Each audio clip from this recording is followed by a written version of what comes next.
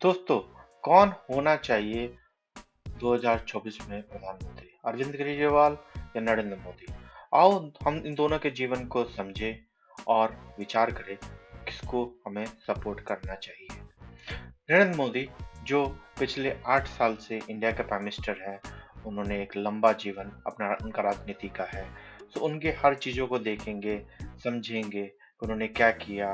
After down the line 3-4 साल के बाद हम क्या समझे उन कामों के बारे में, कितना हम समझते हैं कि वो काम अच्छा कर रहे हैं। उसी तरह हम अरविंद केजरीवाल के कामों का भी समझेंगे, उनका जीवन कैसा है, उन्होंने अभी तक क्या-क्या किया है और वो क्या करने का सोच रहे हैं, क्या करने का विचार कर रहे हैं। सो हम जब 2024 में जाएँ तो हम अच्छा डिसीजन बना पाएँ कि कौन होना चाहिए इंडिया का नेक्स्ट प्राइम मिनिस्टर। आओ अब हम जानते हैं कि मोदी के बारे में मीडिया में क्या अवेलेबल है, इंफॉर्मेशन है और सो दैट हम कुछ आइडिया बना सकें। बेहद साधारण वेशभूषा में नजर आ रहे हैं मोदी।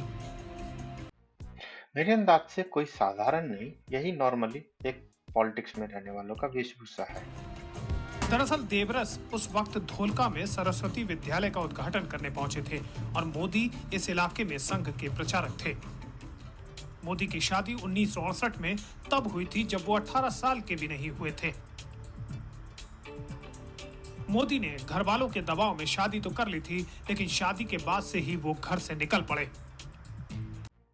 जो मीडिया में इंफॉर्मेशन अवेलेबल है कि शादी का दबाव था, वो फैमिली पे ब्लेम कर रहे हैं, लेकिन स्टिल रिस्पॉन्सिबिलिटी उन्हीं के पास है कि वो बच्चे नहीं थे, उन्होंने शादी करके छोड़ दिया फैमिली को। अगले 2 सालों में वो कभी बेलूर मठ गए तो कभी हिमालय में।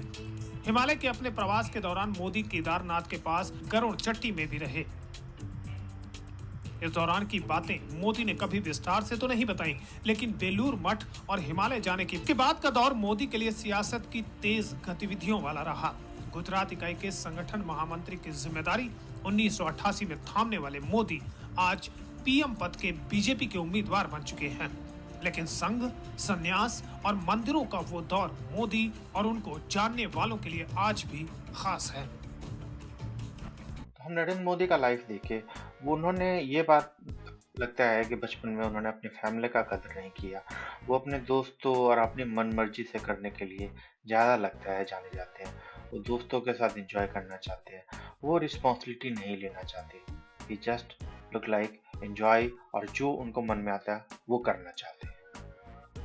अब हम केजरीवाल के जीवन के बारे में सीखेंगे, जो मीडिया में इंफॉर्मेशन अवेलेबल है कि उनका लाइफ कैसा है, उनका बचपन कैसा है, सो दैट हम कुछ ज़्यादा समझ पाएँ कि वो कितने अच्छे प्राइम मिनिस्टर हो सकते हैं। 16 अगस्त 1968 को हरियाणा के हिसार में जन्मे केजरीवाल अपने 3 भाई बहनों में सबसे बड़े थे। उनके पिता भी एक इंजीनियर रह चुके हैं। अरविंद का बचपन सोनीपत, मथुरा और हिसार में बीता है। उन्होंने आईआईटी खड़गपुर से मैकेनिकल इंजीनियरिंग में डिग्री हासिल की। 1989 का वो साल था। अरविंद के हाथ में ओएनजीसी का ऑफर लेटर था, लेकिन उनकी जिद थी नौकरी करेंगे तो टाटा स्टील में ही, नहीं तो नहीं करेंगे। टाटा स्टील के इंटरव्यू में केजरीवाल रिजेक्ट कर दिए गए। कंपनी ने उन्हें नौकरी लायक नहीं समझा, लेकिन इतनी आसानी से अरविंद केजरीवाल हार कहां मानने वाले थे। टाटा स्टील मुख्यालय तक गुहार लगाई और कहा कि एक बार मौका मिले तो मैं खुद को साबित कर दूंगा। कंपनी ने फिर से इंटरव्यू लिया और केजरीवाल टाटा स्टील में नौकरी करने लगे। लेकिन अरविंद केजरीवाल को टाटा स्टील की नौकरी नहीं बल्कि कुछ और ही करना था। ट्रेनिंग के बाद जमशेदपुर में वह टाटा स्टील में असिस्टेंट मैनेजर की नौकरी छोड़ सिविल सर्वेंट बनने की तैयारी करने लगे। 1992 में भारतीय राजस्व सेवा में शामिल हुए, साथ ही मदर टेरेसा के missionaries of charity, Ramakrishna mission और नेहरू युवा केंद्र से भी जुड़े रहे। उनके पिता कहते हैं कि आईआईटी में पढ़ने के दौरान ही वो समाज सेवा में लग गया। रेड लाइट पर भीख मांग रहे बच्चों के लिए सिस्टम से लड़ने लगा, उनके लिए काम करने लगा। ये वीडियो देख के लगता है केजरीवाल पढ़ने लिखने वाले आदमी है, समाज सेवा के बारे में सोचते हैं, गरीबों का पेन ज़्यादा फील करते हैं और आई थिंक हर एक राजनेता को यही होना चाहिए। अगर वो समाज के लिए अच्छा नहीं करना चाहते हैं तो उनके लिए राजनीति में आने का कोई बहुत ज़्यादा महत्व नहीं है, क्योंकि अगर वो पैसा ही कमाना चाहते हैं तो वो प्योरली राजनीति उसके लिए तो नहीं है, और हम उसके लिए तो वोट नहीं देते हैं किसी राजनेता को। अन्ना आंदोलन के वक्त केजरीवाल नेशनल मीडिया में छा चुके थे। तब कांग्रेस की केंद्र सरकार से हर वार्ता में सबसे आगे केजरीवाल ही रहा करते थे। अगर सरकार जबरदस्ती उठा के अस्पताल के अंदर मुझे डालती है तो उस अस्पताल से बाहर निकलवाने की जिम्मेदारी आप लोगों के हाथ में होगी। लोग केजरीवाल को जानने लगे थे। इससे पहले उन्हें भारत में आरटीआई सुधार के लिए मैग्सेसे अवार्ड भी मिल चुका था। 2 अक्टूबर 2012 को अरविंद केजरीवाल ने एक राजनीतिक पार्टी का गठन किया।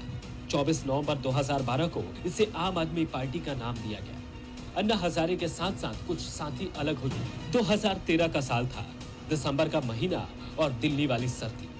चुनाव हुए, केजरीवाल ने 70 में से 28 सीटें जीत ली, लेकिन बहुमत से दूर थी। लेकिन सबसे बड़ी पार्टी बनकर यह जता दिया था कि राजनीति में आने का फैसला उनका गलत नहीं था। दिल्ली विधानसभा में सदस्यों की संख्या 70 है और केजरीवाल ने अपने दूसरे ही चुनाव में 67 सीट लाकर सियासी भूचाल ला दिया था।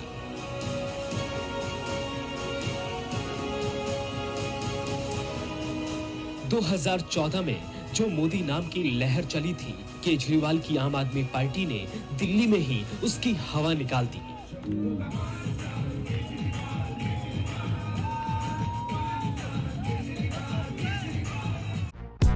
तो दोस्तों, आज हमने देखा कि उनके बचपन से लेकर के राजनीति में आने तक का इतिहास कैसा है, उन्होंने क्या काम किया, और हम दोनों को कंपेयर कर पाए, देख पाए।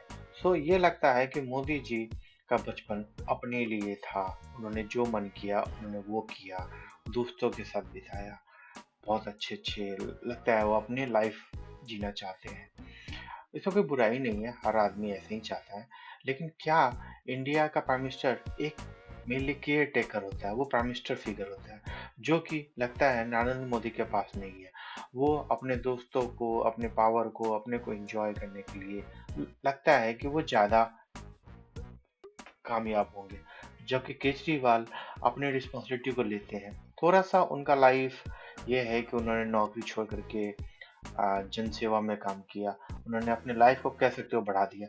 लेकिन वही तो एक पॉलिटिशियन का लाइफ होना चाहिए कि वो अपनी फैमिली, अपने से भी ज़्यादा पब्लिक के बारे में सोचे, जो कि नरेंद्र मोदी के साइड थोड़ा सा कम दिखता है। ये मेरा ओपिनियन है, आपका क्या ओपिनियन है आप ज़रूर कमेंट करें। और हम जस्ट अनबाइस्ड होकर के समझना चाहेंगे दोनों की ज़िंदगी के बारे में कि कौन हमारे इंडिया को नेक्स्ट लेवल तक ले जा सकता है, कौन इंडियन पब्लिक के बारे में ज़्यादा सोच सकता है। Thank you. आपको कैसा लगा वीडियो, एंड आपको अच्छा लगा तो जरूर लाइक करें, जिससे कि और लोग इस वीडियो को देख पाएँ और एंजॉय कर पाएँ और डिसाइड कर पाएँ कौन होना चाहिए प्राइम मिनिस्टर 2024 में। Thank you.